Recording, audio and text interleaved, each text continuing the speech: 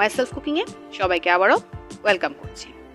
তো আজকে আমি তৈরি করেছি খুবই মজাদার, খুবই অ্যাট্রাকটিভ একটা ডেজার্ট, খুব সহজে যা হাতের কাছে থাকে, মজাদার শাহি টুকরা। তো অনেকেই অনেকভাবেই এটা আপনারা তৈরি করে থাকেন। তো আজকে আমি আমার ফ্যামিলি মেম্বারদের জন্য অকেশনালি, বিশেষ করে ঈদে এটা তৈরি করলাম। আপনাদের সাথে কিভাবে এটা তৈরি করলাম সে প্রসেসটাই শেয়ার করব। আমার আব্বা আজ পৃথিবীতে নেই। খুব ছোটবেলায় দেখতাম আব্বা বাজার থেকে ঈদের আগের দিন পাউরুটি নিয়ে আসতেন, আমার বোনকে বা আমার আম্মাকে বলতেন শাহি টুকরা তৈরি করতে। তখন বুঝতাম না আসলে শাহি টুকরা কি। তো আজকে এই বয়সে এসে আর আগে থেকেই বুঝলাম যে শাহি টুকরাটা পাউরুটি দিয়ে তৈরি করা হয়। আজকে বাবা নেই, কিন্তু পাউরুটি দিয়ে শাহি টুকরা তৈরি করে আপনাদের সাথে শেয়ার করছি। আর আব্বার কথা খুব মনে পড়ছে। তো দেখতে থাকুন। এখানে আমি অল টাইমের একটা ফার্স্ট স্যান্ডউইচ ব্রেড নিয়েছি।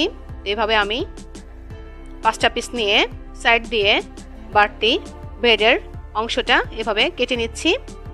আপনারা চাইলে রাখতে পারেন। নেওয়ার পর এভাবে আমি স্যান্ডউইচের মতো পিসটা করে নিলাম। দেখতে পাচ্ছেন খুব সুন্দর করে আমি একটা একটা করে পিস করে নিয়েছি। এখানে আমি এবার তেল গরম করে একটা একটা টুকরো ভেজে নিব। আপনারা যারা অনেক সময় ঘি দিয়ে ভাজে থাকেন, কিন্তু ঘিটা আমাদের সব সময় আমাদের কাছে থাকে না, একটু এক্সপেন্সিভ। যদি কখনো সময় পাই আবার আপনাদেরকে ঘি দিয়ে তৈরি করে দেখাবো মজাদার শাহি টুকরা। আজকে আমি তেল দিয়েই অল্প তেলে আপনাদেরকে দেখিয়ে দিচ্ছি। হালকা ব্রাউন কালার হয়ে এসেছে, তো ভেজে নিচ্ছি আমি এই পাউরুটির পিসগুলো। এভাবে আমি সুন্দর করে পাউরুটির পিসগুলো ভেজে নিয়েছি। দেখতে পাচ্ছেন খুব সুন্দর একটা ব্রাউন কালার চলে এসেছে। আমি আপনাদেরকে দেখিয়ে দিলাম। তো আরেকটা পাত্রে আমি দুধ অনেকটাই ঘন করে জাল দিয়ে নিয়েছি। এখানে আমি পরিমাণ মতো লবণ, চিনি অ্যাড করে একটু ভালো মতো নেড়েচেড়ে নিচ্ছি। এই তো আমার ভাজা রাখা পাউরুটির পিসের উপর আমি এখন সুন্দর করে ঘন দুধের মিশ্রণটা আস্তে আস্তে দিয়ে দিচ্ছি। দেখতে পাচ্ছেন এভাবে আমি দুধে ভালো করে ভিজিয়ে রাখার পরেই কুচি করে রেখেছিলাম কাঠবাদাম, তার সাথে কিশমিশ, এগুলো দিয়ে আমি শাহি টুকরাটা প্রেজেন্ট করার চেষ্টা করেছি। তা আপনারা যারা অকেশনালি বা স্বভাবতই এই মজাদার ডেজার্টটা তৈরি করে থাকেন, তারা অবশ্যই আমাকে কমেন্টস করে জানাবেন।